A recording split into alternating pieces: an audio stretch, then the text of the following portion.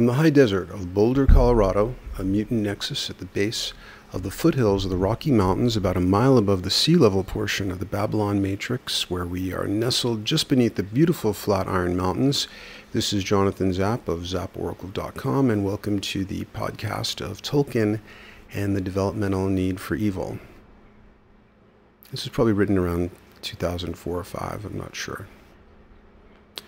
Yes, dark, and I'm reading it, by the way, July 31st of 2013.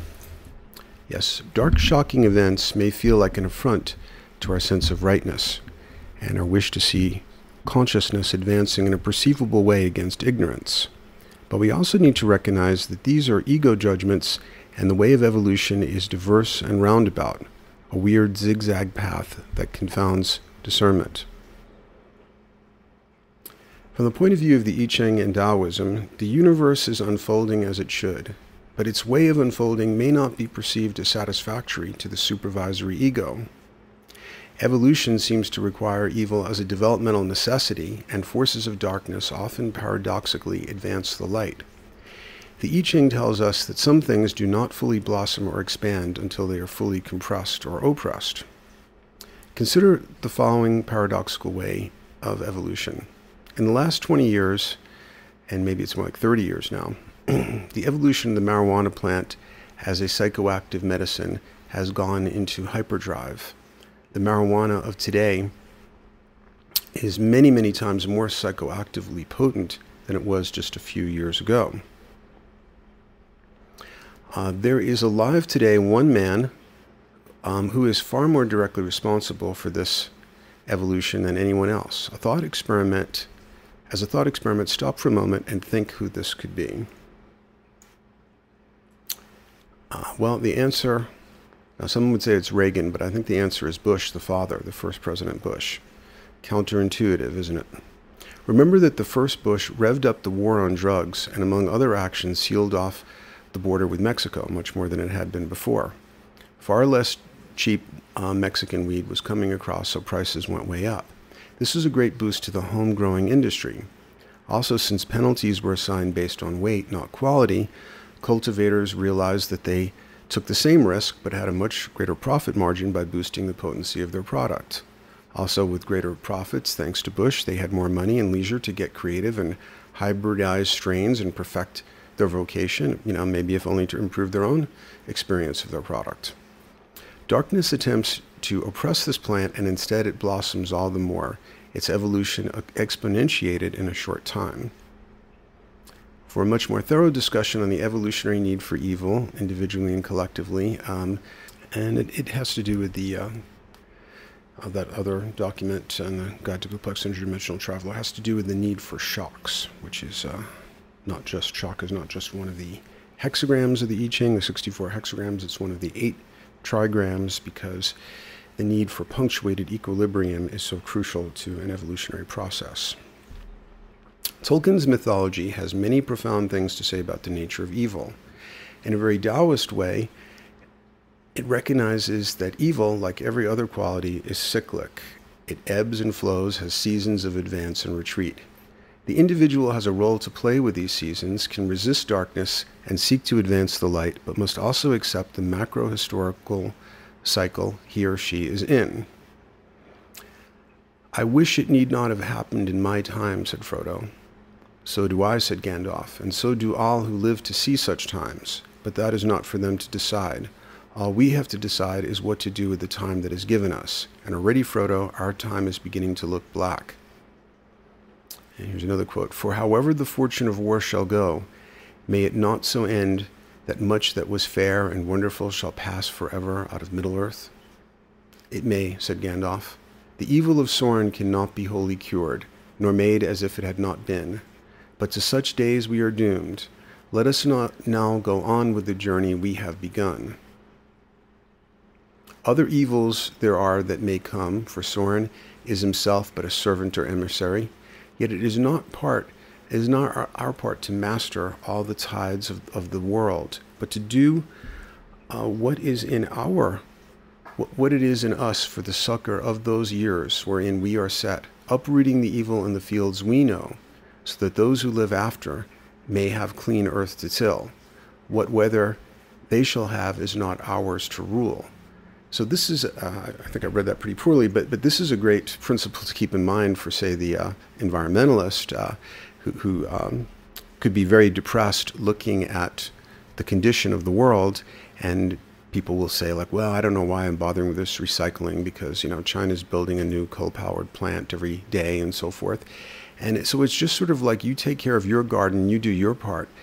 You don't become attached to the overall outcome that's outside of your control. Tolkien was aware of the perennial philosophy, makes reference to it somewhere in his letters, and saw the world evolving through a cycle of great ages. And you can see another document called The Mutant versus the Machine, The End of the Iron Age, and the Galactic Alignment of 2012. The Hobbit and the Ring trilogy occur within a thin slice of time in the context of Tolkien's larger mythology, which you can read about in books like The Silmarillion and Morgoth's Ring and so forth. These were books that were put together by his son Christopher Tolkien, many, many volumes. And the events of the trilogy constitute a great turning, a liminal space where we are on the cusp of the end of one age and the beginning of another. In the cycle of world ages of the perennial philosophy, gold, silver, bronze, iron, spiritual light decreases by 1/4 as we go from gold to iron. Tolkien writes in the first book of the trilogy, "Yet I do not believe that the world about us will ever again be as it was of old, or the light of the sun as it was aforetime." Saruman also recognizes that they are at the cusp of a cycle shift. The elder days are gone, the middle days are passing, the younger days are beginning. When the dark principle has reached its point of maximum power, there is a turning point, and the light principle begins to grow. This cycle shift is described perfectly by I Ching hexagram number 24, called the turning point. For a fuller discussion of the hexagram, go to Some Things to Consider Before an I Ching Reading on the site. Related to the calendar, this is the winter solstice, where the nights have gotten as long as they can, and now the daylight will begin to grow again. In the trilogy, the turning point is identified with the resurrection of Gandalf as Gandalf the White. He appears like the white yang dot in the black yin of the yin-yang symbol, and his presence contrasts the growing forces of darkness originating from Mordor/Sauron. Gandalf says, "We meet again at the turn of the tide. The great storm is coming, but the tide has turned. Yes, I am white now." So he is like the first light line in the first place of hexagram 24, where things have gotten as dark as they can get, and now the light principle is, the new young light principle is coming in. And it's not that Gandalf is young, but he's reborn, and he's new as Gandalf the White, before he was Gandalf the Grey. Near the end of the third book, Gandalf proclaims, "The New Age begins." The terms New Age and Age of Aquarius, by the way, were coined by Carl Jung. There is considerable evidence from the collective unconscious that we may need an intensification of darkness to end the Iron Age, the age of Pisces, and bring on the Age of Aquarius, a new golden age. And I get into some of this in my book, Crossing the Event Horizon, Human Metamorphosis, and the Singularity Archetype. Although the procession of ages is a recurrent cycle, the cycle is an evolutionary spiral rather than a circle where you end up exactly where you started. Each age is to some extent unprecedented. In every age there come forth things that are new and have no foretelling, for they do not proceed from the past. Although new ages involve the unprecedented, the difference between good and evil, Tolkien believes, is classical and constant. How shall a man judge what to do in such times? As he has ever judged, said Aragorn.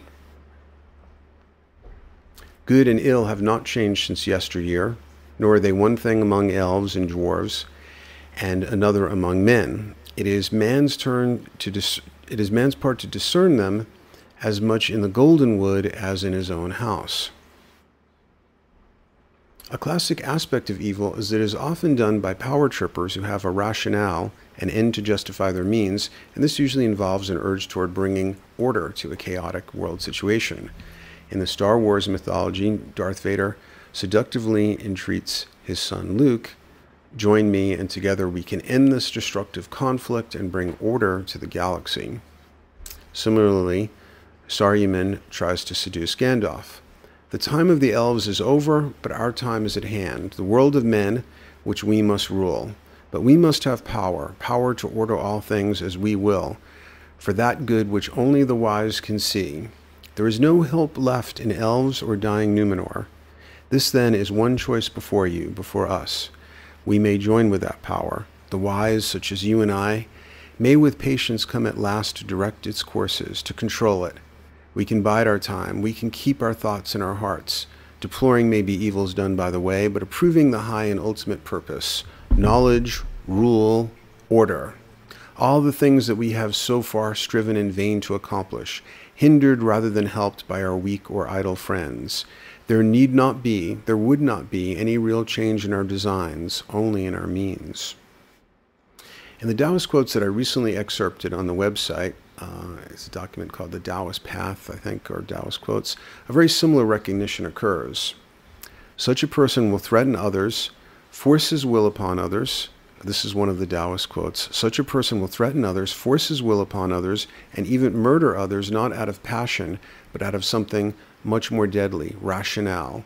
He will justify his actions according to ideology, patriotism, religion, and principle. The desiccated and reduced form of this evil appears in our world in the bureaucratic face of evil, the banality of evil, as Hannah Arendt called it. To the extent that a Dick Cheney or someone of that ilk morally justifies what they do, it will usually come down to this ordering rationale. The more possessed may even claim that their order came from God. The lesser will claim that they were merely following orders. The opposite of the power principle, do unto others before they do unto you, are the principles of love and symbiosis. This is expressed by Treebeard. "I'm not going to do anything with you." He's talking to a couple of the hobbits. "Not if you mean by that, do something to you without your leave. We might do some things together. I don't know about sides. I go my own way, but your way may go along with mine for a while." Finally, Tolkien recognizes the developmental need for evil. As a sub-creator, Tolkien's own term, that's his term for fantasy writing, fantasy writers on a high level, he knows that to have a sub-created world, to have a story, the sub-creator, story maker must create evil. After all, what would the trilogy be about if not for Sauron, Saruman, Gollum, orcs, and ringwraiths? Hobbits going on dates with other hobbits? Wouldn't necessarily be very much of a story. It certainly wouldn't create a change of ages. Tolkien recognizes there cannot be any story without a fall. All stories are ultimately about the fall, at least not for human minds as we know them and have them. So proceeding, the elves have a fall before their history can become storial. Tolkien had a similar view of eschaton or end time as Terence McKenna. Rather than a doomsday, Tolkien spoke of a eucatastrophe, an anti-catastrophe where the divine would be restored to this fallen world.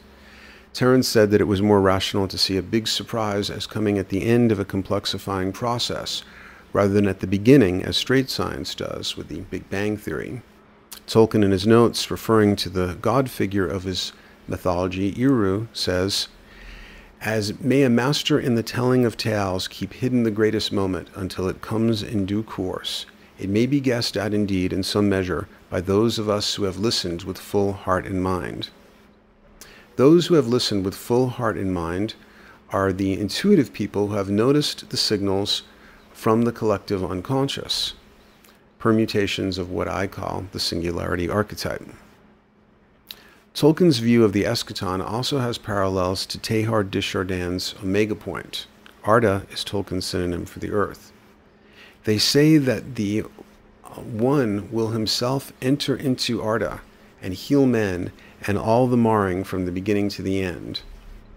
Dark events especially apocalyptic events, may bring the omega point, a new golden age, closer. Finally, according to the I Ching, the best way to deal with evil is not necessarily to fight it, which tends to sharpen its fangs, but to make energetic progress in the good.